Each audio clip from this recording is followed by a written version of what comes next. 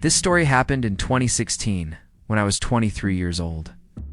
I lived alone in a small town in New Hampshire called Northfield. And I swear, to this day, I still can't explain what happened in that house. I had this habit of biking through dirt trails after work. It helped me clear my head. One of those evenings, just before sunset, I noticed a path I had never seen before. A gravel road, partially hidden by overgrown bushes. At the end of it was an old house. Looked like it had been abandoned for decades. It had that classic horror movie look. 2 stories, windows boarded up, peeling paint, a front porch that creaked in the wind. But what really caught my eye was the rusted sign on the gate. Do not enter, ever. I should have turned around, but I didn't. Something about that house pulled me in. I leaned my bike against a tree and hopped the gate. The front door was slightly open. Inside, the smell was a mix of damp wood, mold, and rust. I was surprised to see everything still intact. Furniture covered in white sheets, paintings still on the walls, even a teacup left on the kitchen table. It was completely silent. All I could hear were my footsteps on the old wooden floor. As I climbed the stairs, I heard a sharp creak like something heavy shifting upstairs. I froze, then kept going. The room on the left was empty except for a toppled dresser, the one on the right. Looked like a child's room, old toys on the floor, a bed with a faded blanket, and a doll in the corner. Facing the wall. But the strangest part was the closet. The door was locked from the outside with a padlock. That's when I heard a loud thump downstairs, like the front door had been slammed shut. I rushed back down, but the door was still slightly open, just like before. No one on the porch, no one on the path. I left quickly, swearing I'd never go back. That night, I had a nightmare. Oh, I was back in that house. But the doll wasn't in the corner anymore. It was in my bed, staring at me. I woke up drenched in sweat. But the worst part was my bike. I always lock it with a heavy metal chain. But the lock was open, like someone had used the key. That had never left my pocket. A few days later, I told my friend Ethan. He didn't believe me. He dared me to go back during the day. I did. Shouldn't have. The house looked even more decayed. The door was now completely shut and locked. But one of the windows had a broken pane. Inside, everything looked the same, except the doll. Now it was on the kitchen table, with its head turned toward the door. The closet in the kids' room was wide open. We didn't stay. We bolted without saying a word. The next day, we went back just to see it again, and it was gone. No road, no gate, no house. Just trees, brush, and an old wooden fence. We searched on Google Maps, nothing. Asked some locals. One older man told us, heard that story before. People go in. Never quite the same, but no one ever goes twice. I don't know what that house was. I don't know if it was real, a hallucination, or something worse. But I do know one thing. You might go in once, but no one enters that house twice.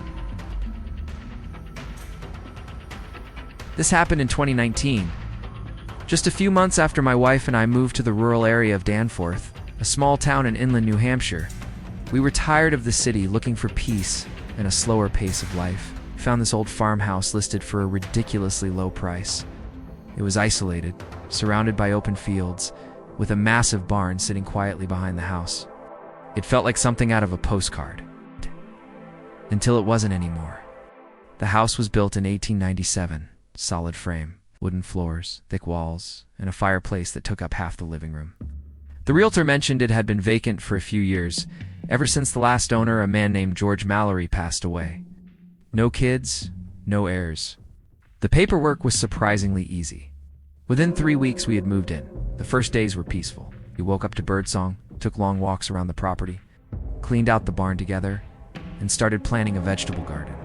The only minor annoyance was the wind. At night, it howled from the north, making the whole house creak and shift. But there was something different about Tuesdays. The wind seemed heavier, denser, almost like something moved with it. The first strange thing happened on the third Tuesday. I woke up in the middle of the night to a rhythmic sound.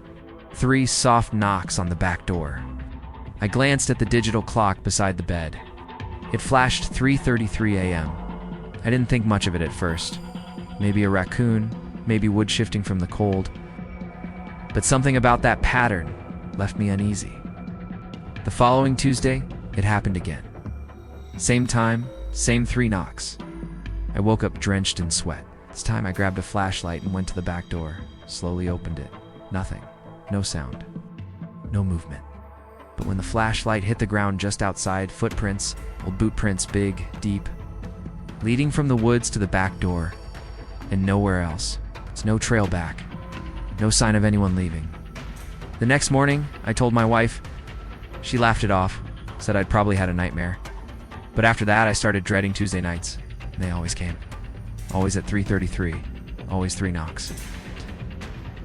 Until one night, I decided not to open the door. I just stood behind it, holding my breath. And for the first time, I heard breathing on the other side. Slow, long, like someone was waiting and knew I was there. The next morning, I went out to the barn for some tools. Everything was normal, except for one thing.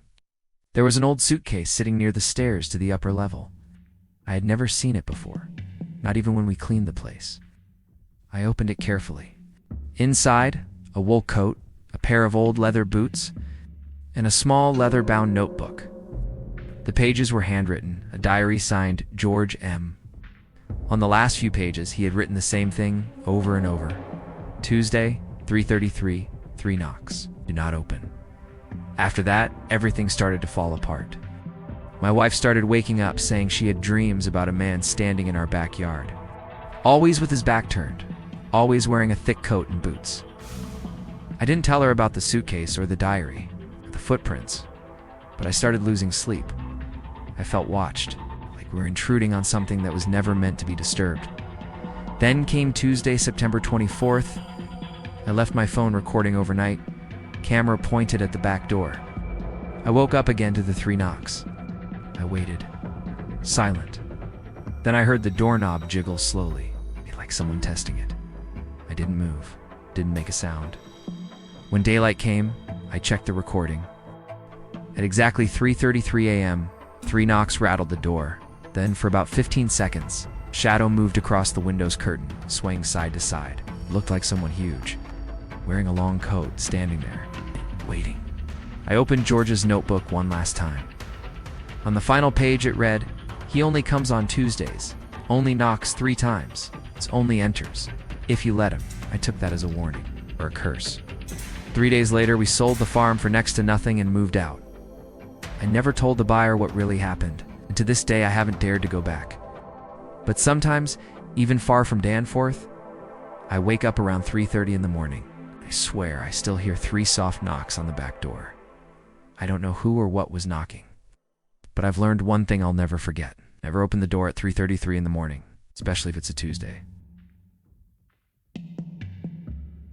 I've worked as a 911 dispatcher in Coast County, up in northern New Hampshire, for nearly 10 years. It's usually a quiet area. Most emergencies involve deer-related car accidents. Elderly folks taking a fall at home, or occasionally a hiker getting lost in the White Mountains. I'm not the type to scare easily. But there's one call I got that still won't leave me alone. It happened in late October 2021. That week had been marked by strong winds and cold nights. The whole region was starting to empty out as winter approached. Most people shut down their vacation homes and head south. During this time, our emergency lines get even quieter. The night of the 27th, I was working the midnight shift. I brought a thermos of coffee and a book, expecting a slow night. I was alone in the building as usual. It's at exactly 3:33 a.m. Yes, I looked at the clock, because I always do when the phone rings in that dead silence. We got a call. It came from an unlisted number.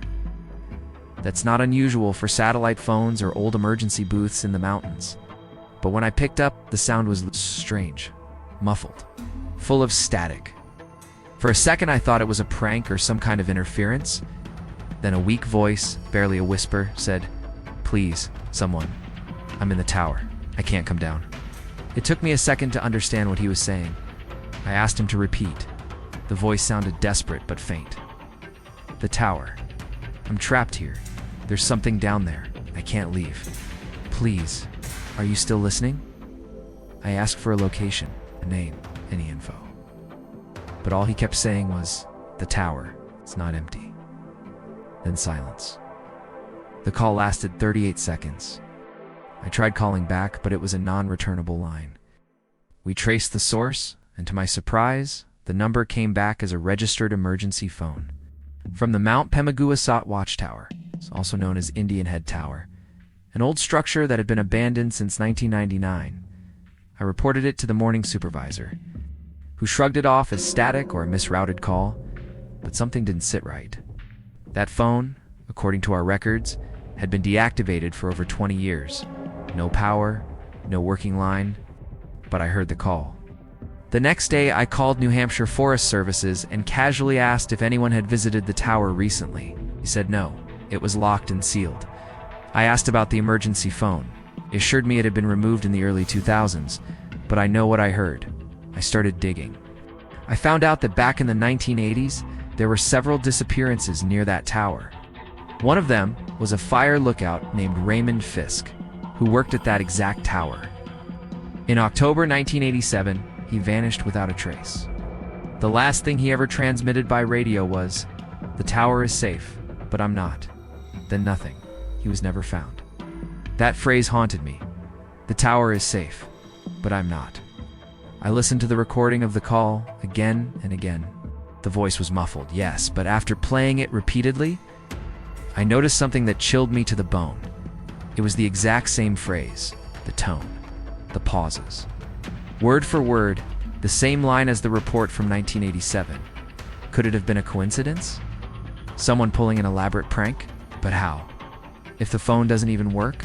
Still, I couldn't shake the feeling. The next week, I drove to the base of the trail with a friend of mine from the fire department. He agreed to come along, just to help me get this out of my head. We started the hike just before sunset, and from the start, it felt like the forest was watching us. When we reached the tower, we found the rusty stairs, the lock broken, and the top door slightly ajar. There were boot prints on the wooden steps, but only going up, no prints going down. Inside, the air smelled of mold and rotting paper, and there was a phone bolted to the wall, with its cord dangling. It was the exact model used in the 80s, but it was broken. The wires had been cut. Still taped to the back of the phone, there was a laminated emergency note. Below the printed instructions, someone had written by hand, "If someone answers, ask for help. Don't hang up. Never hang up." That night, I had nightmares. And ever since, every now and then, the line rings again at exactly 3:33 a.m. Always static, always untraceable, always the same phrase. The tower is not empty.